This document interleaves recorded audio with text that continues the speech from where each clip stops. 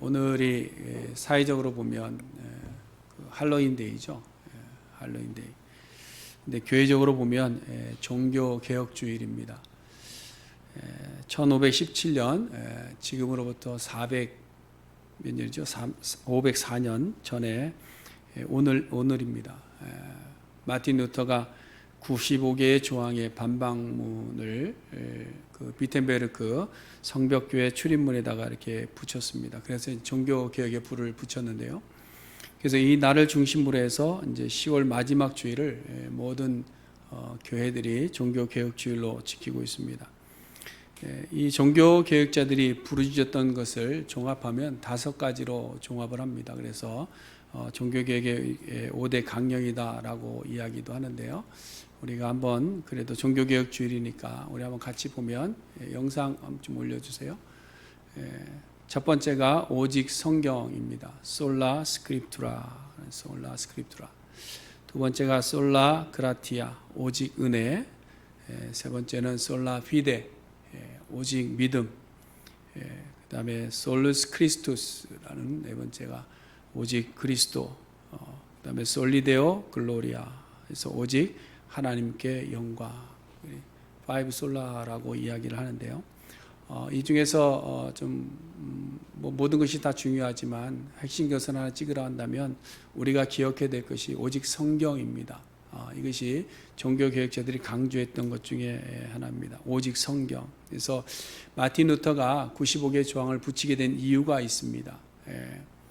그것은 성경에 뭐라고 기록되어 있는가, 이것으로 첫 시작을 합니다. 그래서 제1항에 보면 성경에 기록되기를 회개하라 말씀하셨다. 그러므로 모든 신자들은 회개해야 된다. 이것이 첫 번째 문항이고요.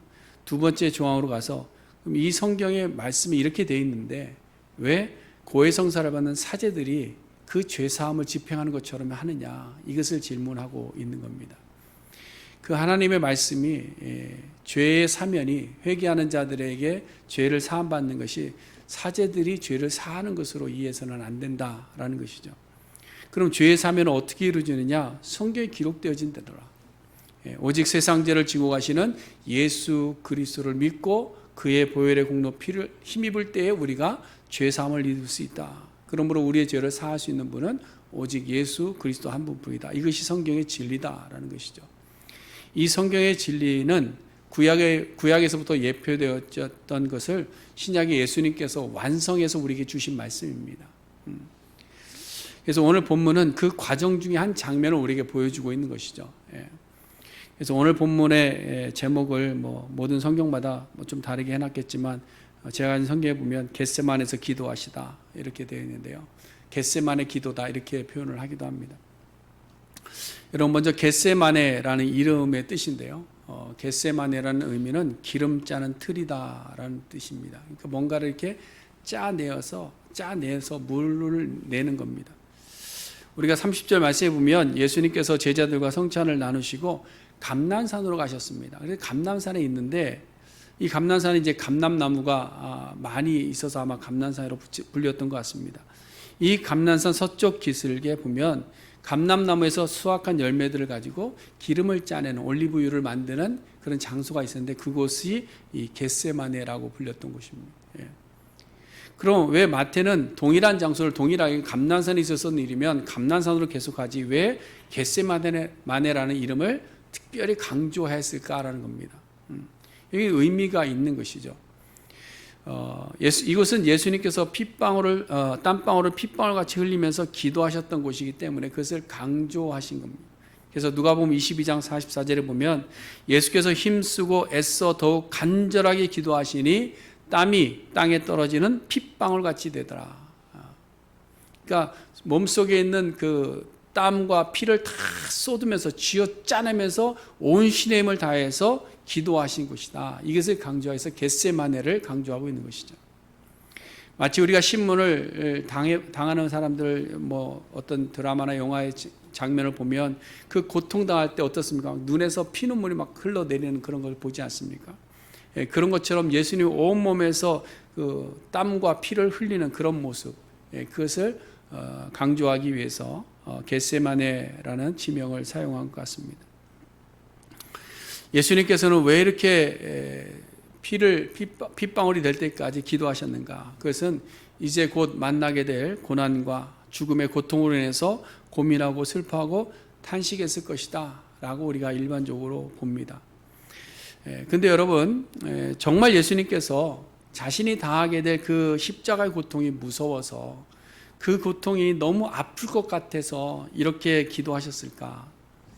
이제 로마 병정들이 잡혀서 대제사장들 손에 끌려다니면서 침뱉음 당하고 손가락질 당하고 뺨 맞는 것이 너무나 괴롭고 고통스러워서 그것이 너무너무 싫어서 이렇게 예수님께서 기도하셨을까 하는 겁니다.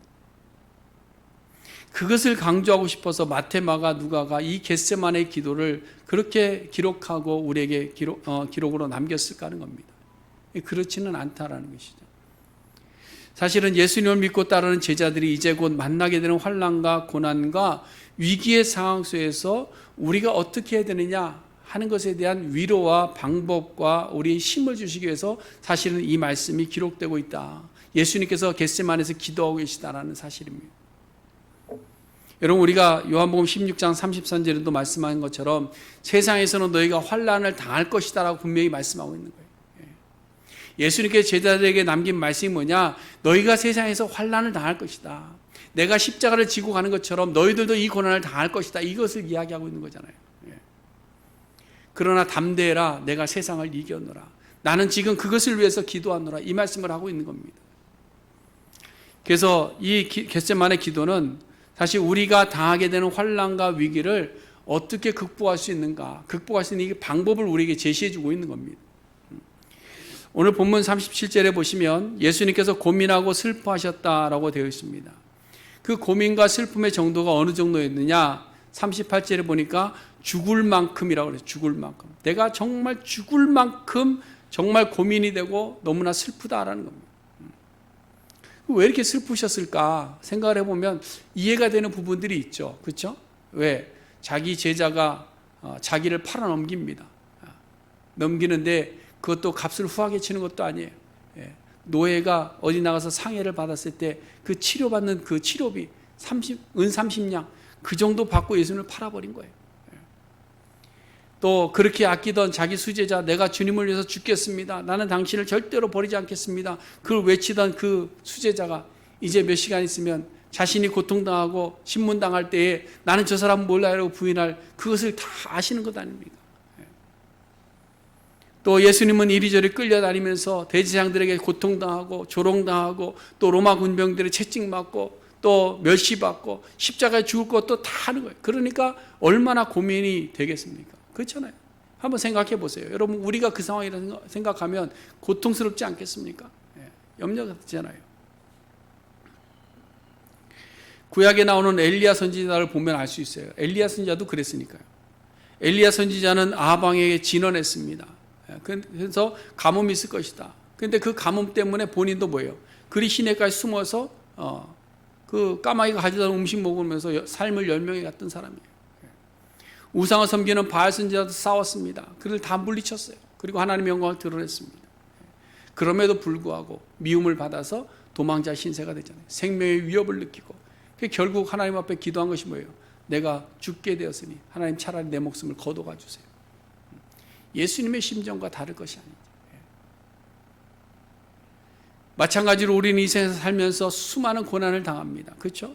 질병으로, 또한 사람들에게 배신당해서, 아니면 경제적인 어려움으로, 아니면 사람들과 관계 속에서 오해가 있어서, 아니면 사업의 실패로 뭐 여러 가지 이유를 가지고 우리도 고난을 당하고 아파하고 정말로 죽을 만큼 고통스러울 때가 있습니다. 근데 어떤 분들은 그래요. 뭐 그만한 일로 그러냐. 근데 여러분, 그 말은 하지 마세요. 예수님은 제자에게 배신당하고 십자가에 죽으셨는데 그만한 일 가지고 너는 그 정도는 아니지 않느냐 이런 얘기 하는데요. 고난이라는 것이 비교해서 되는 게 아니잖아요. 그렇죠? 상대성이 아니지 않습니까? 고난과 고통은 절대성인 것 같아요. 본인이 어떻게 느끼느냐는 거예요. 본인이. 그러니까 누구의 고난에 비해서 나는 작은 고난이다 이런 게 없는 겁니다. 내가 그 고난이 나에게 크면 정말 큰 겁니다. 그러나 나에게 아무것도 아니면 아무리 큰 것이 와도 그게 아무것도 아닌 것이 되어가는 것이죠. 못에 찔리고 칼에 찔려도 아무렇지 않은 사람이 있는가 하면 정말 바늘 하나에 찔려도 죽을 것 같은 사람이 있어요. 그렇잖아요? 그렇습니다. 그러니까 고난은 크기가 중요한 것이 아니고 고난은 어떻게 극복하느냐 문제입니다. 어떻게 극복하느냐. 그래서 오늘 예수님께서 그 극복의 방법을 우리에게 제시해 주고 있는 거예요. 자, 먼저 36절 보세요. 거기 보시면 예수님께서 제자들에게 말씀하십니다. 내가 기도할 동안에 너희는 어떻게 해라? 여기 앉아 있어라. 예수님이 잘못 말씀하셨나 싶은 생각도 들게 돼요. 그냥 내가 기도하니까 너희도 기도해 이렇게 했으면 좋을 텐데. 그 다음에 베드로와 야고보와 요한을 데리고 조금 떨어진 곳에 갑니다. 그래서 38절에 보면 너희는 여기 머물러 있으라. 그 다음에 조금 더 진행되죠. 나와 함께 깨어 있어라. 그 다음에 또 기도하시다가 첫 번째 기도하시고 돌아오셨습니다. 제자들을 보시고 나서 제자들에게 또 41절에 이렇게 이야기합니다. 시험에 들지 않게 깨어 있으라. 그 다음에 깨어서 뭐하라? 기도해라. 처음에는 여기에 앉아 있어라. 두 번째는 머물러 깨어 있어라. 세 번째는 깨어서 기도하라. 근데 여러분 이 세 가지가 다 다른 말일까요? 처음에는 그냥 있으라고 그랬다가 나중에는 기도하라 그랬을까요? 아니에요. 사실은 같은 말입니다. 내가 가서 기도하는 동안에 너희들도 기도해라 이 말씀하고 있는 겁니다. 예수님께서 기름을 짜는데 간절히 아버지께 깨어 기도할 때 너희들도 깨어서 함께 기도하라는 겁니다. 그것을 말씀하고 있는 겁니다. 여러분 예수님께서는 사실 아버지 하나님께 도와달라고 구하지 않으셔도 되는 분이에요. 그렇잖아요. 예수님께서 지금 십자가에 지르고 가는 그 길에 두려움이 있는 것도 아닙니다. 그래서 그렇게 간절하게 기도하는 분이 아닙니다. 그럼에도 불구하고 기도하신 이유는 뭐냐? 우리를 위한 거예요. 제자들을 위한 겁니다. 너희가 세상에서 환난을 당할 때, 고난을 당할 때 이기는 방법이 뭐냐? 너희들의 있는 모든 것을 쥐어 짜면서라도 하나님 앞에 깨어 기도하라는 거죠. 우리에게 임한 고난과 슬픔을 이길 수 있는 길이 뭐냐? 여러분 깨어서 기도하는 겁니다. 다른 데서 방법을 찾지 마세요.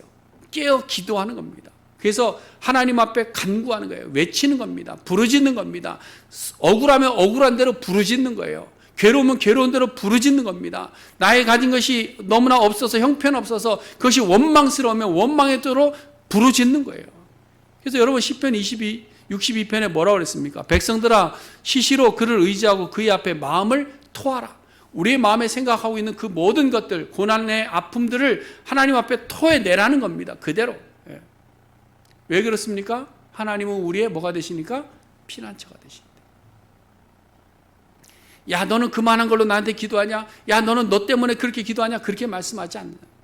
우리가 무슨 이유를 가지고 가든 하나님 앞에 깨어 기도할 때 하나님께서 우리를 품어주신다는 거예요. 그 기도의 응답과는 다른 내용입니다. 근데 가끔 어떤 분들이 그래요. 기도해도 소용없던데요 하시는 분들이 있습니다. 그래 나는 기도 안 해요 이런 분들이 있어요. 기도 열심히 한다고 해봤자 뭐합니까? 안 되던데요. 왜 그럴까? 몇 가지 이유가 있겠지만 오늘 본문을 통해서 올바른 기도의 응답에 대한 우리의 개념이 좀 정리되기를 원합니다. 39절에 나오는 예수님의 기도 자세에서 우리가 좀 찾을 수 있는데요. 39절 말씀을 보시면요. 예수님께서 어떻게 기도하셨느냐? 조금 나아가사 얼굴을 땅에 대시고 엎드려 기도하셨다 이렇게 돼 있어요. 얼굴을 땅에 대시고 엎드려 기도하셨다. 이 말의 의미가 뭔가?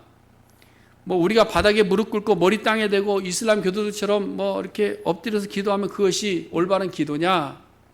뭐 그렇게 자세를 취하는 것도 좋습니다. 우리가 기도할 때 의자에 앉아서 이렇게 기대서 기도하는 것보다 무릎 꿇고 앉아서 엎드려 기도하면 간절함이 더 있죠. 그렇지 않습니까? 예. 근데 우리가 이 형식을 따라한다고 해서 그 형식이 없다고 해서 기도의 응답이 없느냐 그런 건 아닙니다. 근데 형식이라는 것은 언제나 그 의미를 포함하고 있어야 되잖아요. 그렇죠? 그러니까 의미 없이 형식만 가지면 아무 의미 없는 거예요. 예. 무슨 말인가 하면 무릎을 꿇고 예수님께서 얼굴을 땅에 대어 엎드리셨다는 말의 의미를 알아야 되는 겁니다. 그 의미는 겸손과 순종의 의미입니다. 여러분 겸손과 순종은 세트입니다. 그렇죠? 여러분 겸손하신데 순종 안 하는 분 없습니다. 순종 잘 하시는 분은 겸손하기 때문에 하는 겁니다. 예. 겸손한 자들이 순종하고 순종할 때 겸손한 자들이 되는 거예요. 다시 말해서 우리가 하나님 앞에 기도할 때에 어떤 자세가 필요하느냐? 겸손히 순종, 하나님께서 어떻게 응답하시든지 그 응답에 순종할 자세를 가지고 기도해야 된다는 사실. 근데 우리는 기도할 때 어떻게 응답의 내용을 내가 가지고 기도합니다. 그렇기 때문에 하나님 앞에 기도해도 소용없다 이런 얘기를 하고 있는 거예요. 자, 보세요. 예수님이 이제 기도 내용으로 가보겠습니다. 패턴이 동일하잖아요. 그 마음에 있는 고통을 그대로 토하고 그 다음에 마칠 때는 뭘로 마치느냐? 겸손한 순종으로 마칩니다. 이것이 예수님의 기도의 패턴이에요. 예. 자, 39절 보세요. 만일 할만하시거든 이 잔을 내게서 지나가게 하옵소서. 이건 뭐예요? 고통에 대한 탄원이잖아요. 너무나 이것이 고통스러운 일이니까 이것을 내게서 지나가게 해 주옵소서. 탄원하는 겁니다. 근데 이어서 나오는 말이 뭐냐면 나의 원대로 마시옵고 아버지의 원대로 하옵소서. 이것은 결정은 오직 누구 손에 있습니다? 당신 손에 있습니다. 이런 고백이에요. 여러분, 우리의 기도의 자세가 이겁니다. 겸손. 그 다음에 42절 말씀도 마찬가지예요. 만일 내가 마시지 않고는 이 잔이 내게서 지나갈 수 없거든. 이 말은 뭐예요? 받아들이기 어렵고 감당하기 힘든 일이라 할지라도 이것이 아버지의 뜻이라면 내가 이 잔을 받아 마시겠습니다는 거예요. 하나님, 나는 이 길 가기 싫습니다. 왜 이 길을 가야 됩니까? 그러나 하나님께서 가야 된다라고 한다면 하나님, 이것이 하나님의 뜻이라면 내가 그 길 가겠습니다. 이것이 우리의 기도가 됩니다. 근데 우리는 기도할 때 하나님, 이 길 말고 이쪽 길을 나에게 주세요. 이 기도를 하고 있다는 거죠. 그러니까 아무리 기도해도 응답이 없는 겁니다. 여러분, 우리는 고난과 고통이 내게는 없었으면 좋겠다는 마음이 있죠. 나는 아프지 않았으면 좋을 것 같습니다. 나는 사고 같은 거 없었으면 좋겠어요. 나는 사회 실패가 없었으면 좋겠습니다. 나는 누구에게 사기당하지 않았으면 좋겠어요. 나는 누구에게 배신이라는 거 좀 안 당해봤으면 좋겠어요. 천재지변이 일어나도 우리 집은 안전했으면 좋겠어요. 우리의 마음이에요. 그렇잖아요? 이런 기도 우리가 합니까? 안 합니까? 하죠. 하는 게 잘못됐습니까? 아니에요. 해야 됩니다. 우리의 마음의 소원을 구하는 거예요. 그런데 그렇다고 해서 그대로 다 이루어지느냐? 그렇지 않아요. 그럼 그 다음에는 뭘 해야 돼요? 아버지의 원대로 되기를 기도해야 돼요. 이것이 내가 마셔야 되는 잔이라면 내가 가기 싫은 길이라 할지라도, 그것이 니느웨 성이라 할지라도, 악을 곧잘 빈들이라 할지라도 이것이 아버지의 뜻이라면 내가 그 길 걸어가겠습니다. 이것이 신앙적 자세예요. 그래서 앤드류 머레이 목사님이 겸손에 대해서 이야기할 때에 내게 일어난 일에 대해서 이상하게 생각하지 않는 태도가 겸손이다 이렇게 얘기해요. 왜? 아버지가 결정하신 것이기 때문에. 내게 일어난 것이 죽을 것 같은 일을 할지라도, 정말로 이것만큼 내가 죽었다 깨나도 못할 것 같은 일을 할지라도 그것이 내게서 아무렇지 않은 일처럼 이상하게 느껴지지 않는 것, 그것 자체가 겸손이다. 근데 우리는 어떻습니까? 늘 우리가 구하는 것이 마음에는 뭐죠? 잘하는 거 있잖아요. 마음에는 원이로되 뭐가 약해요? 육신이 약하도다. 우리의 핑계거리가 거기 있는 거예요. 마음에는 원이로되 육신이 약한. 여러분, 이게 예수님께서 그래 어쩔 수 없지 그래서 하신 것이 아니에요. 그러지 말라는 거죠. 사랑하는 성도 여러분, 우리가 받아야 되는 고통과 고난 중에도 우리가 이겨낼 수 있는 것은 주님께서 겟세마네 동산의 기도를 통해서 깨어 기도함으로 극복할 수 있는 방법을 이미 우리에게 보여주셨기 때문입니다. 그래서 우리는 환난을 당하고 아픔을 당하지만 염려하지 않고 평안함을 누릴 수 있다라는 사실이에요. 여러분, 이 그리스도인들이 강한 이유는 그런 겁니다. 한국에 군종병이라는 게 있어요. 군인들의 군종병이 있는데 군종병이 생긴 이유가 그겁니다. 어느 미국의 장교 한 분이 전쟁이 났는데 한국의 어떤 병사가 막 총알이 막 빗받치는데 뭐 얼굴도 평안하고 막 뛰어다니면서 전쟁을 하고 있는 거예요. 그래서 나중에 물어봤더니 너는 이렇게 겁도 없냐 막 그랬더니 자기는 성경이 있고 또 내가 하나님을 믿기 때문에 믿음 가운데 나는 담대하다. 나를 하나님 불러가시면 하나님 불러가시는 거기 때문에 담대하다. 이 얘기를 들었대요. 그래서 군종병과가 생긴 겁니다.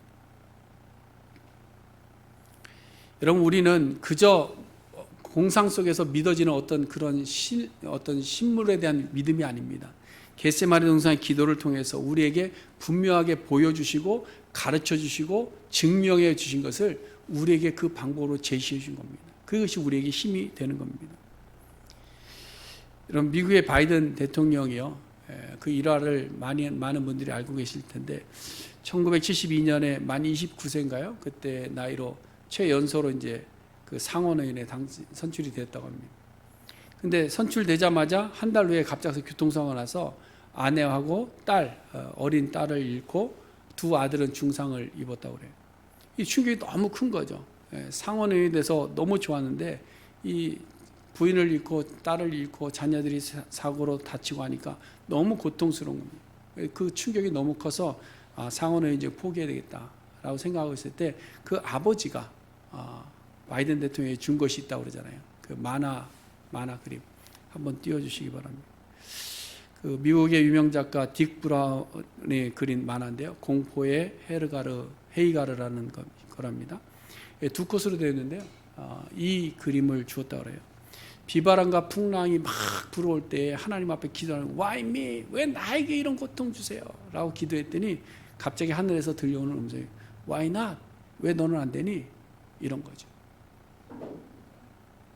마치 오늘 예수님의 기도를 통해 우리에게 전하여주는 메시지가 아닌가 그런 생각을 해봅니다. 예수님께서 고난과 고통 속에 기도하실 때에 그러나 아버지의 뜻을 구해가던 그 모습과 이 그림이 일맥상통하는 것 같아요. 근데 감춰진 다음 컷이 있다고 한다면 아마 이어서 그리는 그림이 있다고 한다면 아마 이런 그림을 좀 그렸으면 좋겠어요. But I am with you. 그러나 내가 너와 함께 있다. 뭐 이건 제가 만든 말입니다. 왜냐하면 두 번째로 겟세마네 기도는 예수님의 놀라운 그 함께 하심의 놀라운 사랑을 우리에게 보여주고 있기 때문입니다. 예수님의 기도의 내용의 핵심은 뭐냐면 이 잔입니다. 이 잔. 36절에서 예수님께서 기도하신 이유가 이 잔이고요. 37절과 38절에서 고민하며 슬퍼하신 이유가 바로 이 잔 때문입니다. 그래서 39절에서 이 잔을 내게서 지나가게 해달라고 기도했고 42절에서도 이 잔을 마시는 것에 대해서 기도하고 있는 겁니다. 그럼 이 잔의 의미가 뭘까 하는 거예요. 이 잔의 의미. 기도의 내용으로 보면 이 잔은 예수님께서 지금 겪으셔야 될 그 고난, 십자가의 죽음이다라고 우리가 생각할 수 있습니다. 그래서 십자가 죽음에 대한 아버지의 뜻을 그대로 순종하는 것을 구하는 기도로 우리가 볼 수 있습니다. 그건 맞습니다. 그렇다고 해서 이 잔을 마시는 것에 대해서 예수님께서 두려움이 없었다고 그랬잖아요. 아니면 이 잔으로 인해서 머뭇거리거나 가기 싫어서 아버지께 떼를 쓰는 것은 아니다라는 것 아닙니까? 여러분, 예수님께서 고민하셨어요. 고민이 될 수는 있어요. 근데 슬퍼하셨다는 표현 때문에 좀 그런 생각을 해보는데요. 예수님께서 왜 슬퍼하셨을까 하는 거예요. 왜 슬퍼하셨을까? 여러분, 예수님께서 슬퍼하신 기록이 몇 군데 나옵니다. 예수님께 누가복음 19장에 보면 예수님께서 예루살렘 성을 바라보시면서 우셨다 그랬습니다. 그렇죠? 우셨다. 그 이유는 뭐냐? 성전이 강도의 소굴이 되어버림으로 돌 위에 돌 하나 남지 않게 될 멸망될 그리고 하나님의 진노가 임할 그것에 대한 슬픔이었습니다. 그러므로 예수님께서 겟세마네 동산에서 기름을 짜내듯 핏방울을 흘려가며 기도하신 이유는 이제 곧 임하게 될 하나님의 진노 때문입니다. 하나님의 진노. 그 하나님의 진노 가운데 죽어갈 자들을 생각하며 슬퍼하신 겁니다. 그리고 또한 그들을 그냥 죽음 가운데 버려두는 것이 아니라 그들을 건져주시기 위해서 지금 이 기도를 하고 계시다는 거예요. 그래서 이것이 얼마나 크고 놀라운 은혜인지 모릅니다.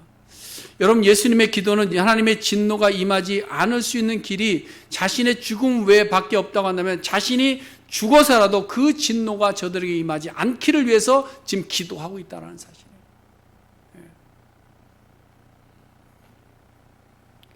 여러분, 우리가 요한복음 17장에 보면 그 내용을 좀 알 수 있는데요. 요한복음 17장의 말씀에 보니까 예수님의 기도 내용이 나옵니다. 근데 그 예수님의 기도 내용이 아마 이것이 겟세마네 동산에서 기도하셨던 내용을 요한이 조금 더 자세하게 기록한 건 아닌가라는 해석들도 많이 하는데요. 거기 비옵나니라는 것이 3번 나옵니다.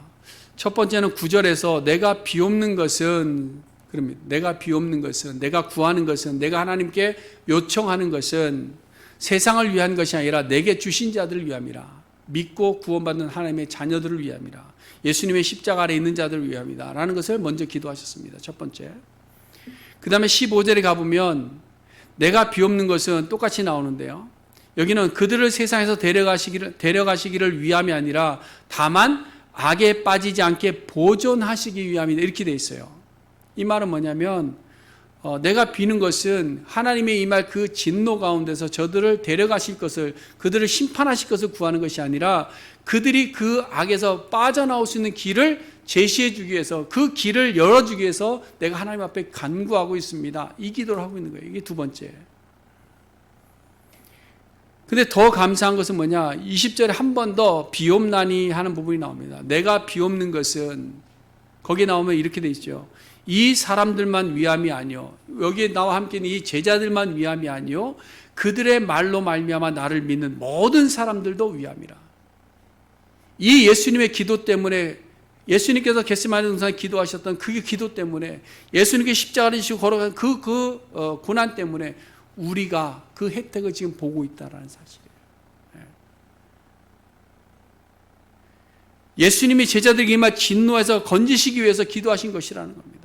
또한 그들을 통해서 복음을 받아들인 모든 자들을 위해서 지금 예수님께서 기도하고 계시다는 거예요. 결론적으로 보면 예수님의 겟세마네 기도는 십자가의 육체적 죽음에 대한 자신의 피할 길을 얻고자 한 것이 아니라 우리로 하여금 고난 가운데 빠지지 않을 수 있는 길을 제시하는 겁니다. 깨어서 기도하라. 그뿐만 아니라 죽음의 십자가 그 잔을 순종하심으로 홀로 받아서 우리가 받아야 될 하나님의 진노에서 우리를 건져 주시겠다는 약속을 지금 이 기도의 내용을 통해서 우리에게 주고 계시다. 그리고 이제 세 번의 기도를 마치시고 제자들을 향해서 한 말씀 하십니다. 일어나라, 함께 가자. 일어나라, 함께 가자. 여러분, 이 말은 내가 십자가에 죽으러 가니까 나 혼자 보내지 마. 나 혼자 가기 싫어. 그러니까 좀 같이 동행해줘. 이런 의미가 아닙니다. 이건 스승과 제자 간에 맺어지는 말인데요, 오늘날에는 이 스승과 제자의 관계가 좀 굉장히 어그러져 있어요. 그렇죠? 굉장히 어그러져 있습니다. 근데 예수님 당시의 스승과 제자는요, 정말 하늘과 땅 차이입니다. 너무나 엄격했어요. 근데 이 스승이 하는 역할은 뭐냐? 단순히 제자들을 가르쳐주는, 지식적으로 가르쳐주는 그런 의미만 있는 것이 아닙니다. 제자들도 선생에게 그냥 무조건 어떤 글을 배우는, 거기에 머무르는 것이 아닙니다. 그의 모든 것을 닮아가는 것이 스승과 제자의 관계입니다. 그 한 예로 우리가 엘리야와 엘리사의 관계를 보면 잘 알 수 있죠. 엘리사가 엘리야의 부름을 받았을 때 어떻게 했는가 하면 자기 부모를 떠납니다. 그래서 엘리야를 수종듭니다. 제자로서 선생을 수종드는 거예요. 그리고 이제 마지막 엘리야가 하늘로 올라가기 전에 엘리사가 끝까지 스승을 따라다니죠. 그때 마지막 엘리사가 원했던 것이 뭐냐면, 나는 스승님처럼 되기를 원합니다, 이 얘기를 하고 있는 거예요. 나는 스승님처럼 되기를 원합니다. 당신이 성령으로 충만했던 것처럼 나도 그렇게 충만한 삶을 살기를 원합니다. 그래서 성령이 하시는 역사가 갑절이나 내게 있게 하소서라고 구하고 있는 거예요. 마찬가지입니다. 예수님의 요청은 일어나라, 함께 가자 한 것은 깨어 자기를 살피는 일에서 이제는 좀 더 적극적으로 함께 행동하라는 것을 우리에게 요구하고 있는 것이죠. 더 적극적인 행동이 무엇인가 하면 예수님께서 아버지의 뜻을 따라서 행한 순종의 내용을 우리도 같이 순종할 수 있는 자가 되었으면 좋겠다, 이 말씀을 하시고 있는 겁니다. 아버지 앞에서 겸손해서 아버지의 뜻을 그대로 순종함으로 고난의 잔을 내가 마신 것처럼 예수님의 제자들에게 이제 좀 너희들도 적극적으로 순종하는 그 삶을 살아라. 내가 너희들이 가르친 말씀을 따라 살아라. 내가 너희를 사랑한 것 같이 너희도 서로 사랑하면서 살아라. 나누어주며 살아라. 죽기까지 순종하라. 여러분, 오늘날 우리는 예수님을 믿는다고 합니다. 예수님의 제자라고 합니다. 그러나 현실은 뭐예요? 현실은 뭘까요? 현실은 일주일에 한 번 예수님과 함께 예배드릴 수 있으면 그걸로 만족한 줄 아는 겁니다. 예수님처럼 되고 싶은 분 손 들어보세요.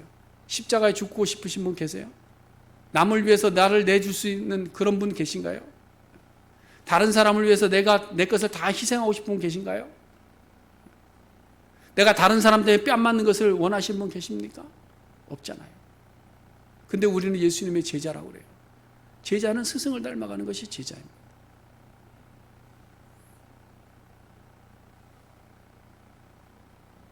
여전히 우리는 우리의 마음속에서 하나님 앞에 기도하는 거예요. 하나님, 그거 다 합니다. 목사님, 그 내용도 나는 다 합니다. 그러고 싶습니다. 마음은 굴뚝 같지만, 마음은 원이지만 육신이 연약한 걸 어떡합니까? 그럼 자면서 졸고 있는 제자들과 동일한 거예요. 사랑하는 성도 여러분, 사도 바울은 그랬습니다. 내가 그리스도를 본받는 자가 되었다. 그렇죠? 사도 바울이 예수님의 제자 된 것은 내가 그리스도를 본받는 자 되었다. 그래서 사도 바울은 예수님처럼 겸손의 삶을 살았습니다. 예수님처럼 순종의 삶을 살았습니다. 날마다 십자가에 죽어지는 삶을 살았습니다. 그리고 나서 우리에게 권면합니다. 너희도 나를 본받는 자 되라. 마태복음 10장에 보면 제자가 그 선생보다 또는 종이 그 상전보다 높지 못하지만 제자가 그 선생같이 되고 종이 그 상전같이 될 수 있다면 그것으로 족하다 그랬습니다. 여러분, 우리가 예수님처럼 사도 바울처럼 겸손히 순종할 수 있는 자세로 살아간다면 그걸로 족합니다. 하나님, 내가 겸손히 살겠습니다. 하나님, 내가 순종하며 살겠습니다. 그러니 나에게 이것만큼은 주세요. 이게 없어야 돼요. 예수님께서 우리를 위해 죽으시는 자리에 겸손히 순종하셨습니다. 그리고 이제 우리에게 말씀하시는 거예요. 일어나라, 함께 가자. 여러분, 우리가 잠자는 자리에서 일어나서 주님과 함께 가는 그것이 바로 종교 개혁입니다. 다른 것이 개혁이 아니에요. 늘 우리는 하나님 앞에 나와서 기도할 때 Why me? 왜 나만 겪는 고난? 왜 나만 이 고난을 겪냐고 불평하고 원망하고 두려워하고 있지만 이제는 예수님의 그 크신 은혜를 깨닫고 우리를 위해서 자신의 온몸을 쥐어짜서 땀방울이 핏방울 될 때까지 기도하셨던 그 예수 그리스도의 은혜를 깨닫고 Why not? 왜 내게도 이 정도 고난은 없겠는가? 예수님도 당하셨는데.